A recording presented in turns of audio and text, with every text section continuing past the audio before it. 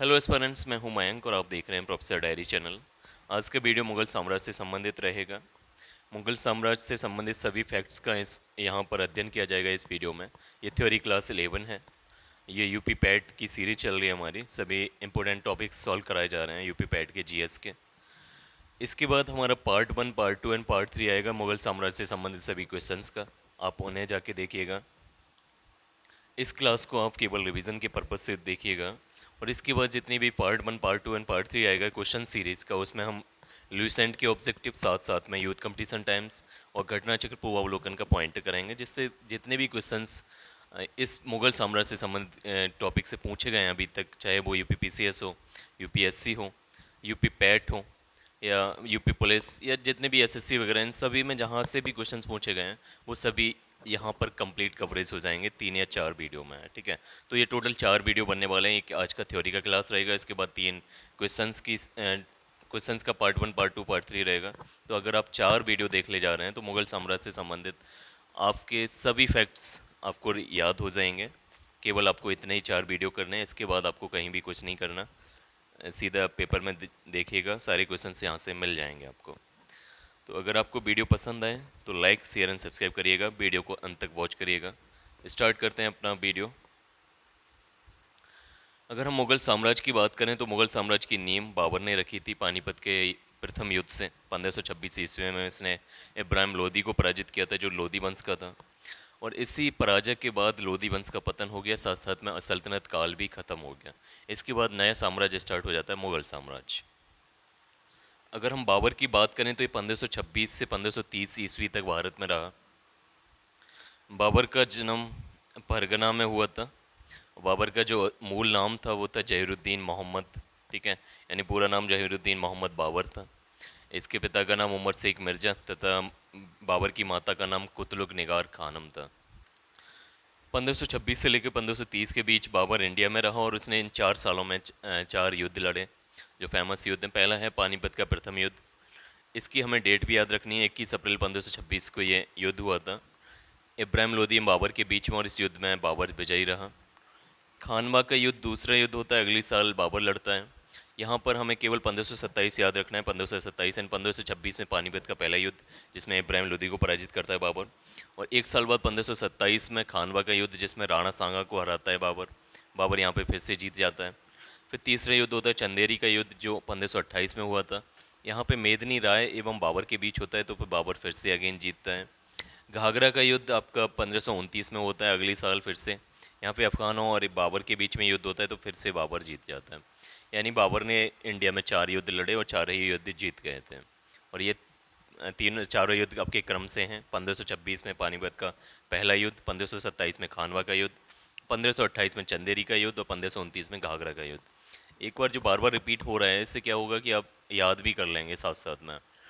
मेरे साथ थोड़ा सा दोहराते जाइएगा। पानीपत का जो पहला युद्ध हुआ 1526 में, ये इब्राहिम लोदी के साथ हुआ था, बाबर विजयी रहा। खानवा का युद्ध हुआ था 1527 में, राणा सांगा को हराया था। चंदेरी का युद्ध हुआ था 1528 में, जिसमें मेदनी राय को हराया था। घाघरा का युद्ध हुआ 1529 में, अफगानों को हराया था। बाबर ने अपनी आत्मकथा लिखी थी तुजुक ए बाबरी के नाम से, जिसे बाबरनामा भी कहा जाता है। यहाँ पे हमें ध्यान रखना है तुर्की भाषा। ठीक है, इसने जो अपनी आत्मकथा लिखी थी तुजुक ए बाबरी या बाबरनामा, ये तुर्की भाषा में लिखी थी।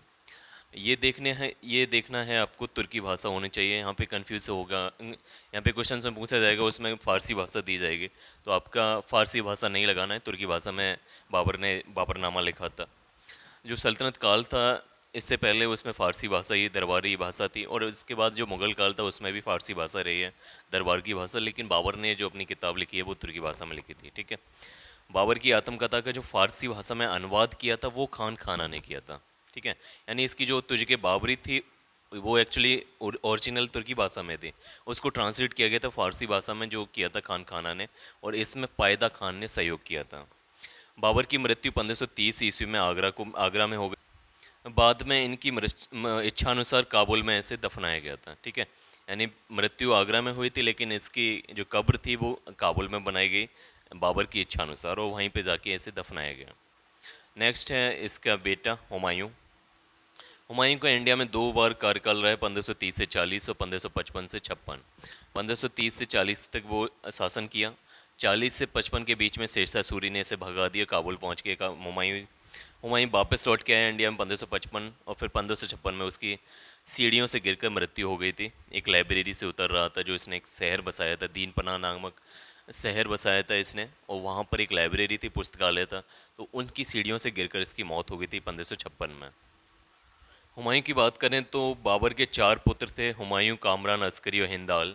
इन सभी में सबसे बड़ा था हुमायूं। तो सभी जो हुमायूं को बाबर ने अपना उत्तराधिकारी नियुक्त कर दिया था, और हुमायूं का राज्याभिषेक 1520 ईस्वी में 12 वर्ष की अल्पायु में ही हो गया था, जब ये हुमायूं बदकसां का सूबेदार था। बाबर की मृत्यु 30 दिसंबर 1530 को हुई थी, और 23 साल की उम्र में हुमायूं का राज्याभिषेक किया गया। ठीक है। हुमायूं का शासन उस समय अफगानिस्तान, पाकिस्तान और उत्तर भारत के हिस्सों में रहा। 1533 ईस्वी में हुमायूं ने दीन पनाह नामक नए नगर की स्थापना की थी। तो यहाँ आपको ध्यान रखना है, दीन पनाह नामक नया शहर बसाया था हुमायूं ने। हुमायूं ने 2 फेमस युद्ध लड़े हैं, आपको ध्यान रखना है। पहला है चौसा का युद्ध, ये 26 जून, ये आपको नहीं ध्यान रखना, केवल 1539 याद रखना है। चौसा का युद्ध 1539 में हुआ था शेर खां एवं हुमायूं के बीच में। शेर खां यहाँ पे शेरशाह सूरी है, तो यहाँ पर विजित हुआ था शेरशाह सूरी। अगली साल फिर से एक युद्ध होता है, बेलग्राम का युद्ध, जो 1540 ईस्वी में हुआ। 1539-40 2 युद्ध हुए थे। चौसा का युद्ध 1539, बेलग्राम का युद्ध 1540 ईस्वी में। शेर खां एवं हुमायूं के बीच युद्ध होता है, यहाँ पे फिर से शेर खां या शेरशाह सूरी जीत जाता है, और 1540 से बाबर हुमायूं अपना इंडिया छोड़ के काबुल चला जाता है। और 1555 में जब शेरशाह सूरी की मृत्यु हो जाती है कालिंजर के युद्ध में, तो उस समय फिर वापस हुमायूं इंडिया आता है, और 1555 से 1556 के बीच 1 साल अपना शासन जमाता है दिल्ली में आके।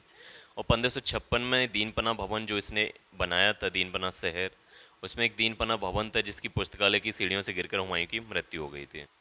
नेक्स्ट हम थोड़ा सा शेरशाह सूरी के बारे में भी जान लेते हैं। एक्चुअली ये मुगल काल से संबंधित नहीं है, मुगल वंश से संबंधित नहीं है, लेकिन शेरशाह सूरी का भी उसी टाइम पीरियड का, क्योंकि 1540 से 45 के बीच में शेरशाह सूरी ने हुमायूं को भगा दिया था और खुद से शासन किया।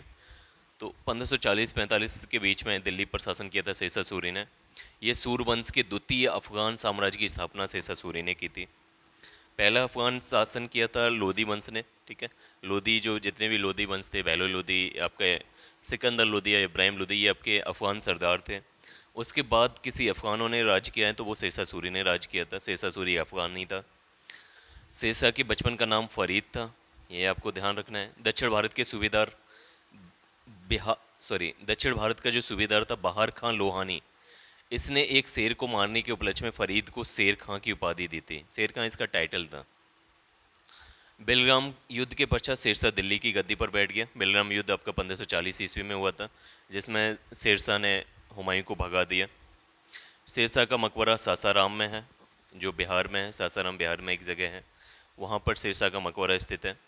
रोहतासगढ़ का किला एवं किला-ए कोहना नामक मस्जिद, किला-ए कोहना एक मस्जिद है, और रोहतासगढ़ का किला, ये दोनों का निर्माण शेरशाह सूरी के द्वारा किया गया।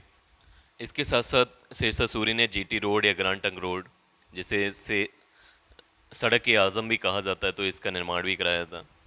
शेरशाह का अंतिम युद्ध 1545 ईस्वी में कालिंजर को माना जाता है, और इसी युद्ध में तोप का गोला फटने के कारण इसकी मृत्यु हो गई थी।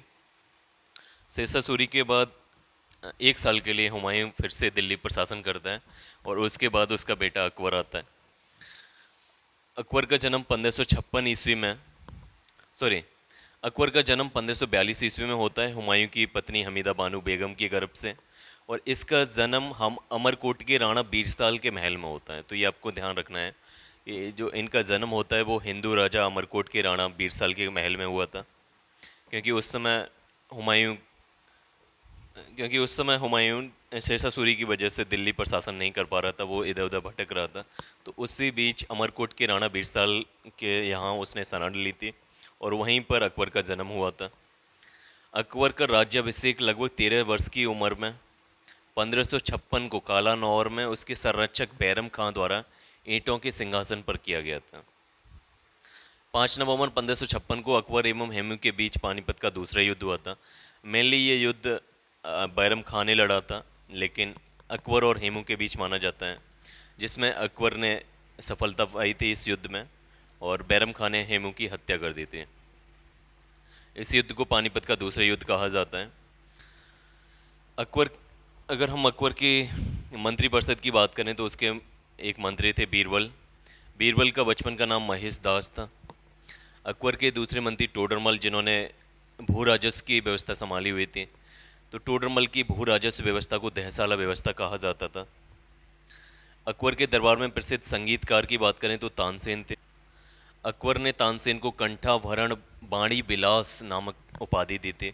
यानी अकबर ने तानसेन को कंठाभरण बाणी बिलास एक उपाधि, इस टाइटल से नवाजा था। तानसेन का जो मूल नाम था वो रामतनु पांडे था।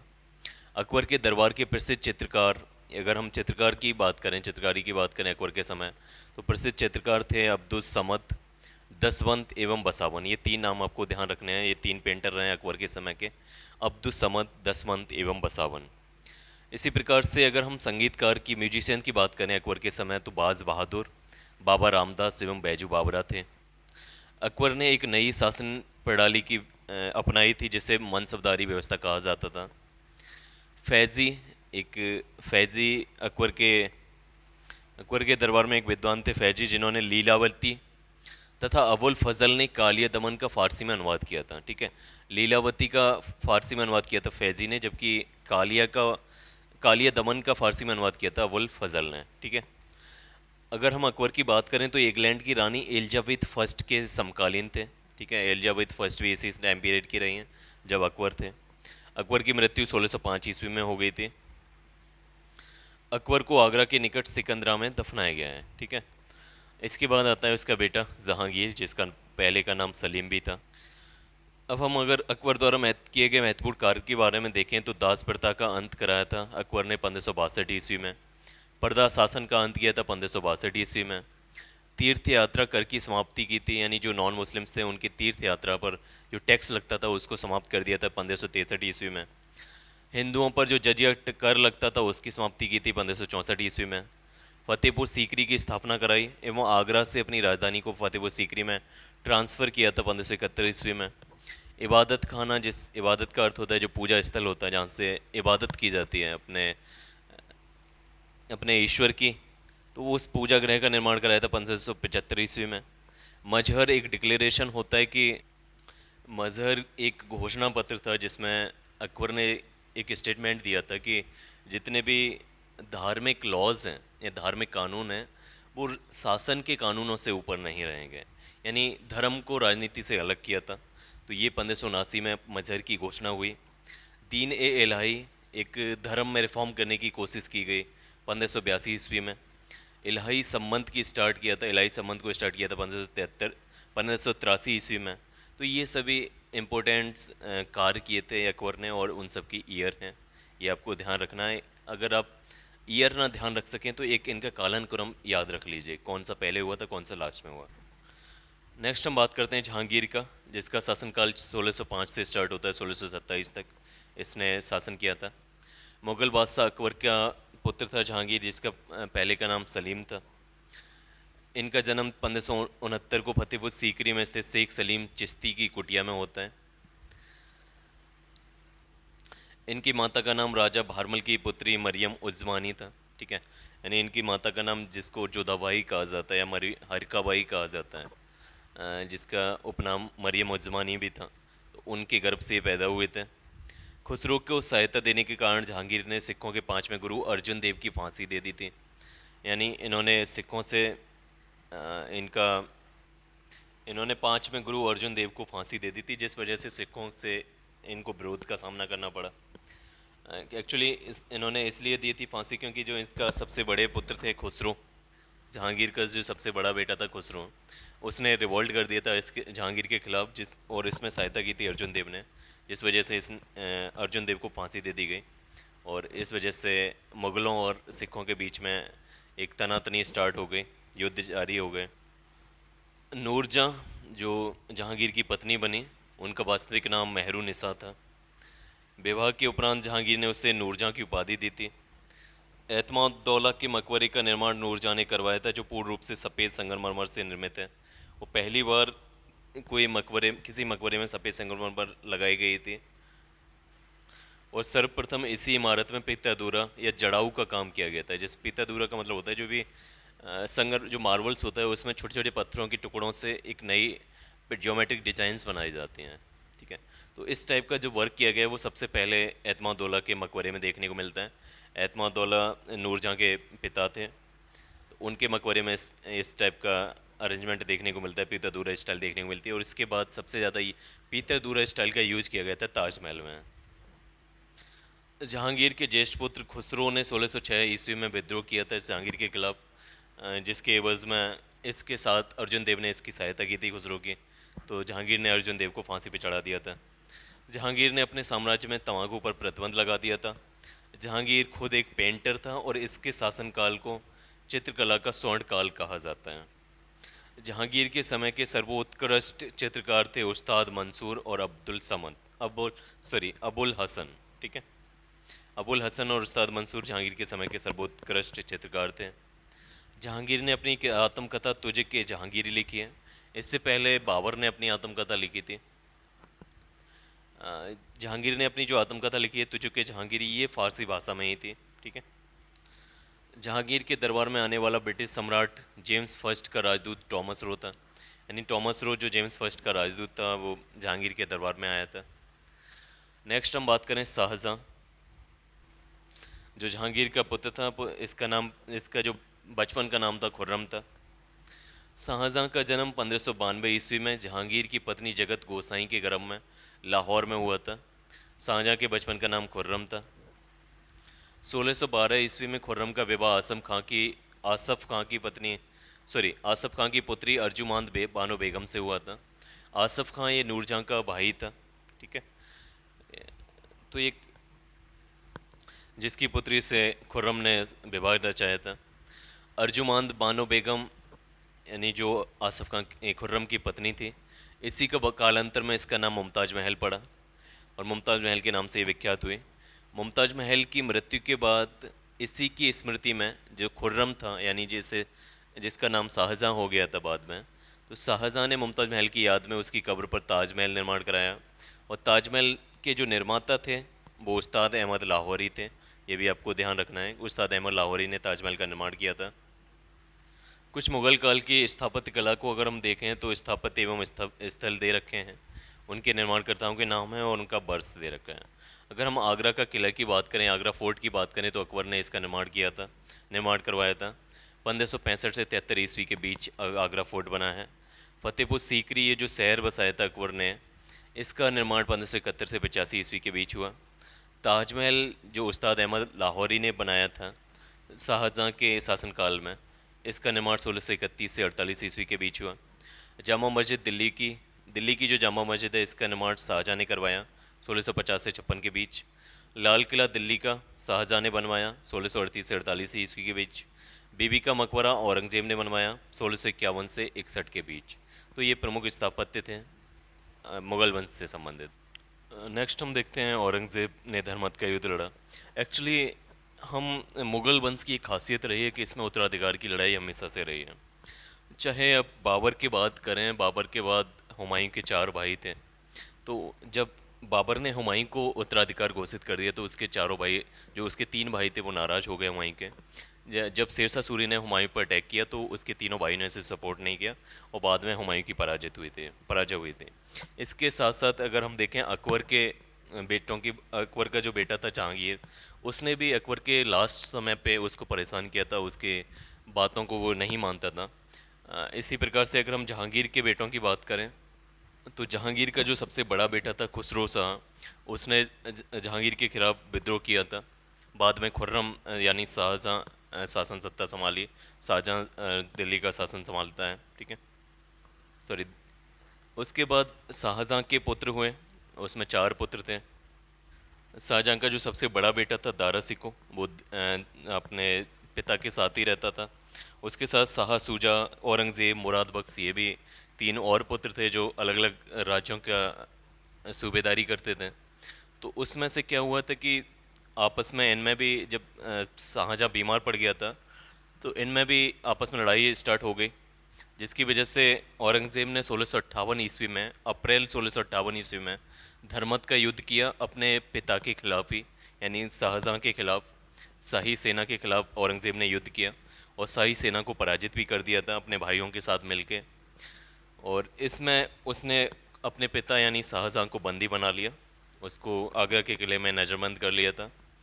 फिर अगले महीने 1 महीने बाद ही 1658 ईस्वी में सामूगढ़ का युद्ध होता है, जिसमें दारा सिकों जो औरंगज़ेब का बड़ा भाई था यानी शाहजहां का सबसे बड़ा बेटा, और औरंगज़ेब के बीच युद्ध होता है। इसमें दारा सिकों पराजित होता है। दारा सिकों दारा सिकों ने एक अकबर के नाम से उपनिषदों का अनुवाद किया था। ये थोड़ा सहिष्णु व्यक्ति था। शाहजहां की मृत्यु 1666 ईस्वी को हो गई थी, 22 जनवरी 1666 ईस्वी। उसके बाद औरंगज़ेब गद्दी संभालता है। औरंगज़ेब ने 1658 में धर्मत के युद्ध के बाद ही गद्दी संभाली और 1658 से लेकर 1707 तक इसने शासन किया। औरंगज़ेब का जो मूल नाम था वो मोइनुद्दीन मोहम्मद औरंगज़ेब था।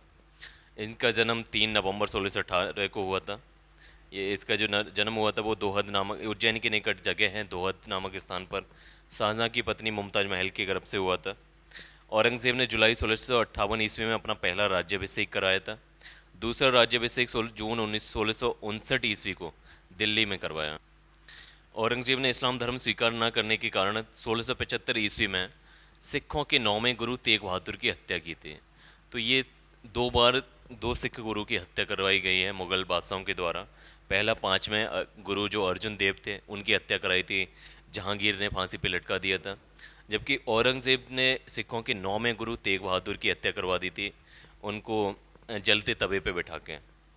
इसी प्रकार से औरंगज़ेब बीणा नामक या वाद्य यंत्र बजाने में दक्ष था। ठीक है, ये संगीत का वादक भी था, यानी औरंगज़ेब संगीतज्ञ भी था, बीणा वादक था।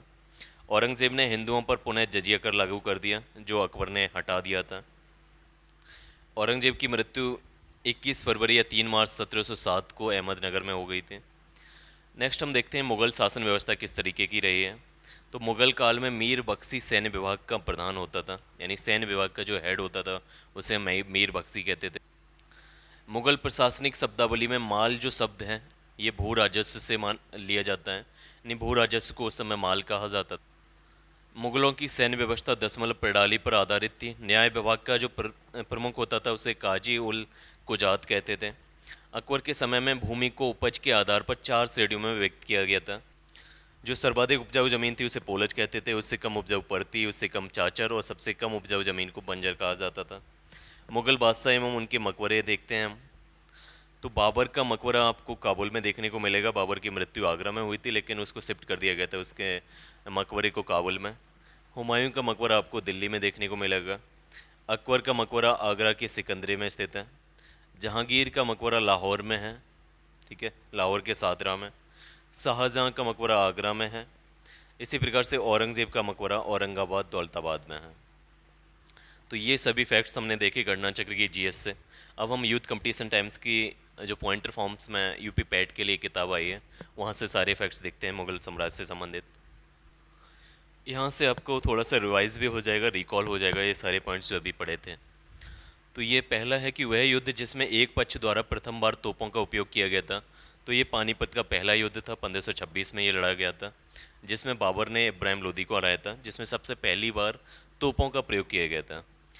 सेकंड पॉइंट है कि मेवाड़ के जिस राजा को 1527 ईस्वी में खानवा के युद्ध में बाबर ने हराया था वह कौन था। तो खानवा के युद्ध में यानी 1526 के बाद अगली साल ही 1527 में बाबर दूसरा युद्ध लड़ता है और वो राणा सांगा से लड़ता है। 1527 में खानवा के युद्ध में राणा सांगा को बाबर ने पराजित किया था।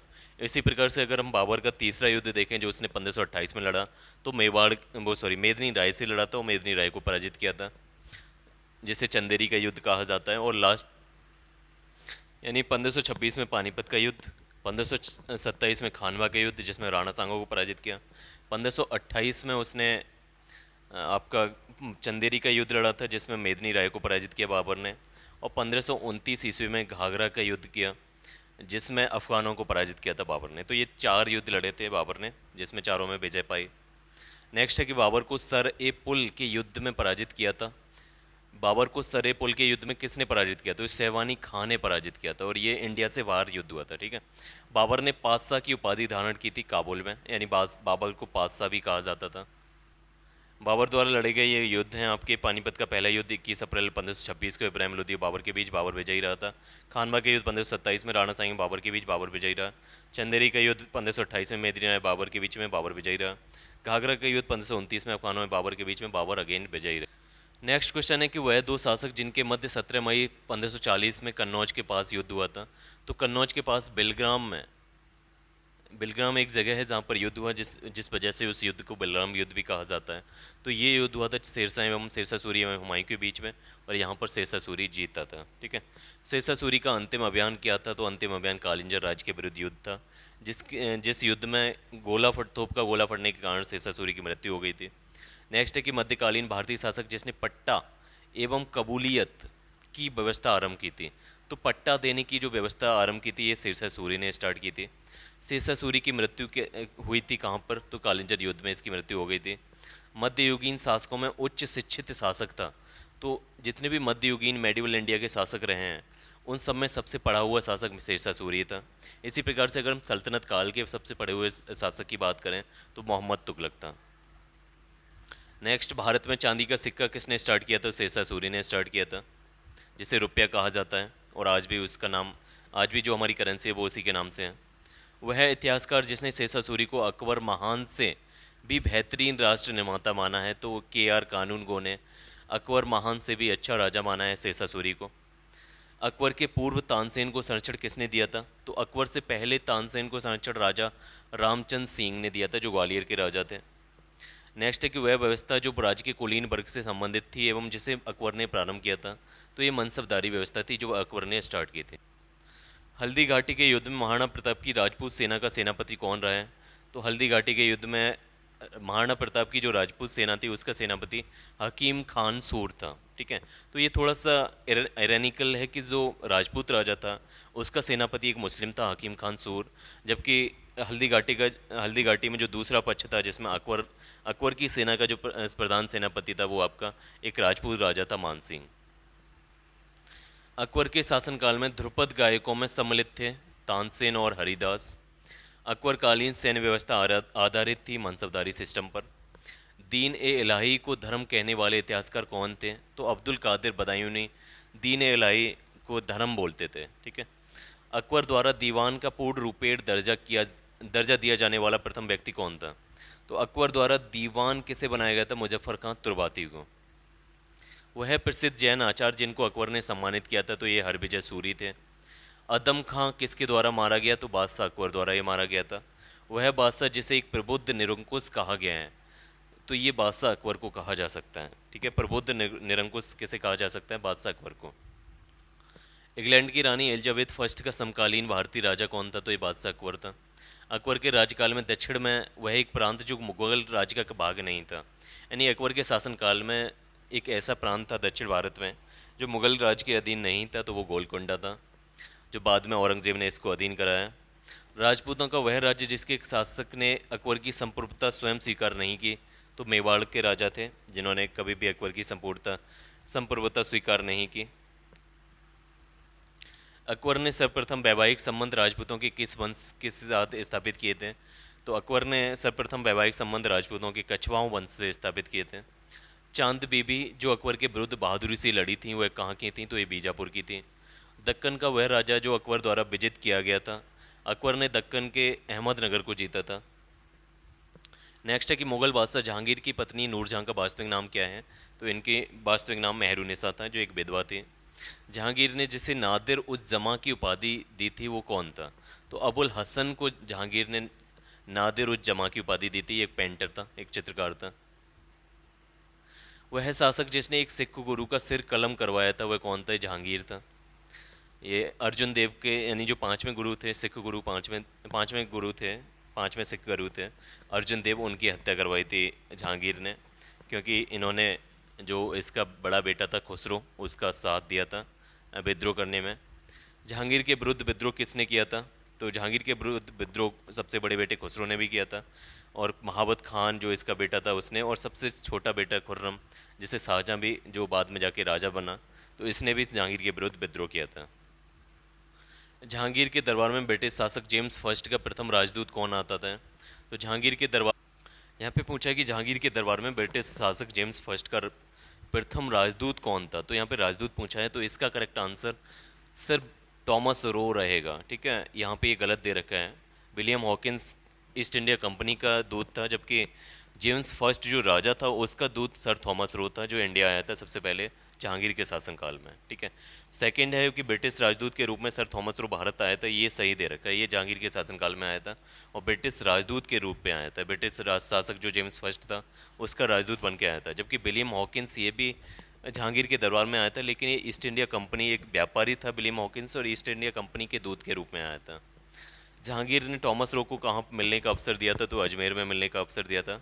वह कला जिसको जहांगीर ने संरक्षण दिया था वह चित्रकला थी। और ये जहांगीर का शासनकाल का जो समय था वो चित्रकला का गोल्डन एज कहा जाता है, गोल्डन पीरियड कहा जाता है। नेक्स्ट है कि मुगल सम्राट जहांगीर ने इंग्लिश खान की उपाधि किसे दी थी, तो ये विलियम हॉकिंस को दिए थे। मुगल सम्राट जिसने तंबाकू के प्रयोग पर निषेध लगाया था जहांगीर ने लगाया था। वह सिख गुरु जिसने विद्रोही राजकुमार खुसरो की सहायता की थी, तो ये गुरु अर्जुन देव ने की थी। ये पांचवें सिख गुरु थे जिसकी हत्या जहांगीर ने करवा दी। नेक्स्ट है कि एक डच पर्यटक जिसने जहांगीर के शासनकाल का मूल्यवान विवरण दिया है वह कौन था, तो ये फ्रांसिस्को पेल्सर्ड था। ठीक है, फ्रांसिस्को पेल्सर्ड एक डच पर्यटक था जो जहांगीर के शासनकाल का एक विवरण देता है। ठीक है, अपना अकाउंट देता है।